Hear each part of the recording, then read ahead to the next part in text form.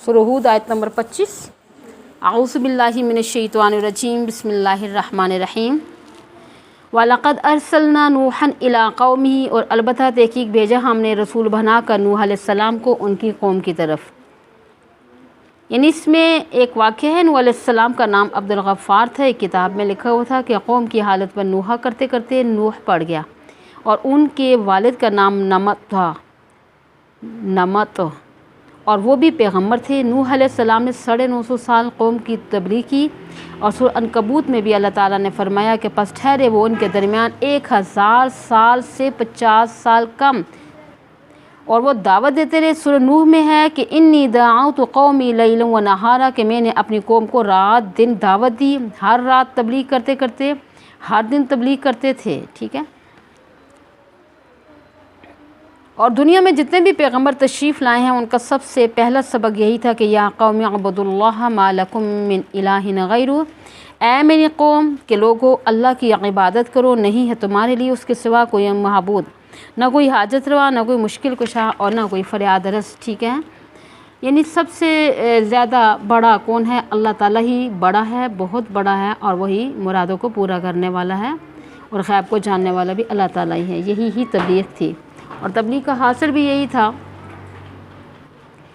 حضرت سیدنا شیخ عبد القادر جیلانی کی 2 کتابیں مشہور ہیں، ایک غنیۃ الطالبین، تو بعض لوگ کہتے ہیں یہ ان کی نہیں ہے، وہ غلط کہتے ہیں، بلکہ یہ انہی کی ہے، کیونکہ ترجمہ جو ہوتا ہے نا وہ مختلف لوگ کر لیتے ہیں، تب ذرا غلط فہمی مبتلا ہو جاتی ہے۔ اب ترجمہ غنیۃ الطالبین کا کوئی اور کرے گا تو پھر مسئلہ بنے گا۔ دوسری کتاب ہے فتوح الغیب، یہ بھی عربی زبان میں تھی، اللہ تعالیٰ جزائے خیر عطا فرمائے مولانا حکیم محمد صادق مرحوم کو، انہوں نے اس کا ترجمہ کیا تھا۔ تو یہ بہرحال توحید کا جو معنی نا التوحید، حضرت صاحب فرماتے ہیں کہ التوحید اللہ تعالیٰ کو وحدہ لا شریک سمجھنا، اللہ تعالیٰ کو وحدہ لا شریک سمجھنا، ٹھیک ہے۔ پھر یعنی اس سے اندازہ لگائیے کہ بزرگوں نے کیا تعلیم دی، 3 دفعہ فرمایا کہ انبیاء کا پہلا سبق ہی یہی تھا، اور اللہ تعالیٰ کی عبادت کرو، اس کے ساتھ ہمارا کوئی بھی معبود نہیں۔ اسی طرح نوح علیہ السلام کا بھی یہی سبق تھا کہ اللہ تعالیٰ کے سوا کسی کی عبادت نہ کرو۔ انی اخاف علیکم عذاب یوم علیم، بے شک میں خوف کھاتا ہوں تم پر دردناک دن کے عذاب کا۔ فقال الملأ الذین کفروا من قومہ، پس کہا سرداروں نے جنہوں نے کفر کیا تھا ان کی قوم میں سے، یعنی نوح علیہ السلام کی قوم کے بڑے لوگوں نے ان کا جواب دیا، ما نراک الا بشرا مثلنا، ہم نہیں دیکھتے تمہیں مگر اپنے جیسا انسان کے ہماری طرح کھاتے پیتے ہوں، یعنی لباس پہنتے ہوں، بازاروں میں چلتے پھرتے ہوں، بیوی بچے رکھتے ہوں، یہ نبوت کا دعویٰ کیسے کر رہے ہو؟ یعنی کفار مشرکین ہمیشہ اس غلط فہمی میں مبتلا رہے تھے نا کہ انسان نبی نہیں بن سکتا، منصب رسالت کے لیے کوئی فرشتہ نوری مخلوق ہونی چاہیے تھی۔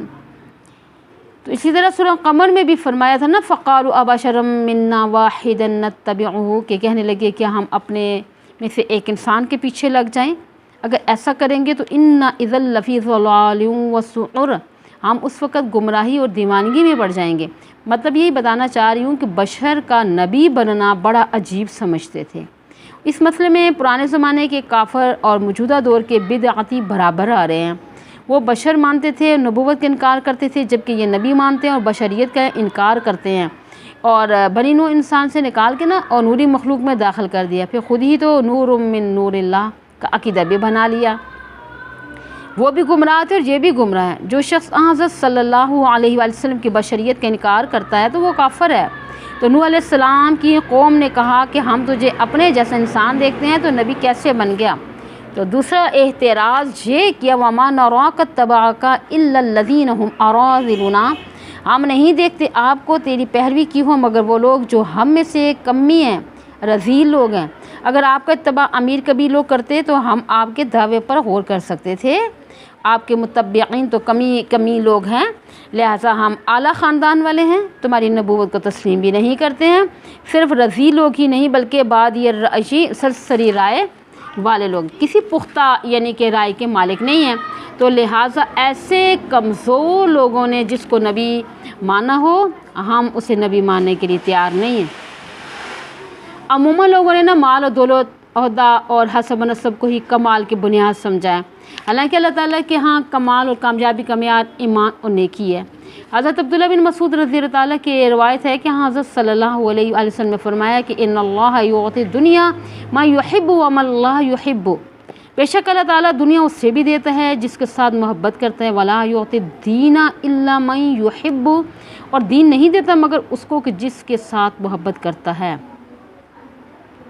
وفی روایت ولا یعطی الایمان الا من یحب، اور ایک روایت میں آتا ہے ایمان نہیں دیتا مگر اس کو کہ جس کے ساتھ محبت کرتا ہے۔ تو اصل کمال تو ایمان ہے اور دین ہے۔ مشرکین نے نا نوح علیہ السلام کو یہ بھی کہا تھا وَمَا نَرَىٰ لَكُمْ عَلَيْنَا مِنْ فضل، نہیں دیکھتے ہم تمہارے لیے اپنے اوپر کوئی فضیلت، یعنی ہم تم پر کسی طرح بھی بہتر نہیں ہوں، اور نہ مال و دولت کے اعتبار سے، نہ نوکر چاکر جائیداد کے اعتبار سے، بل نظنکم کاذبین، بلکہ ہم خیال کرتے ہیں تمہیں جھوٹا، ہمارے نزدیک تمہارا دعویٰ نبوت درست نہیں۔